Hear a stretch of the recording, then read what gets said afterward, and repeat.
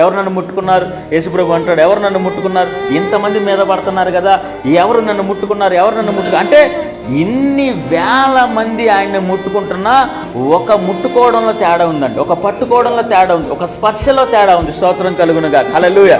ఒక చంటి బిడ్డను తీసుకోండి, ఒక 3 నెలలు 6 నెలలు పాపను కనుక మనం తీసుకుంటే ఆ పాప నడవలేదు, కూర్చోలేదు, మాట్లాడలేదు, తనకు ఆలోచన లేదు, జ్ఞానం లేదు, వివేకం లేదు, ఆ ఊహ లేదు, ఏమీ లేదు, జ్ఞాపకం కూడా ఉండదు 6 నెలల పాపకి. కానీ కొన్ని వేల మంది స్త్రీలను ఆడబెడితే వాళ్ళమ్మ ఎవరో ఆమె గ్రహించగలిగింది, చిన్న పాప.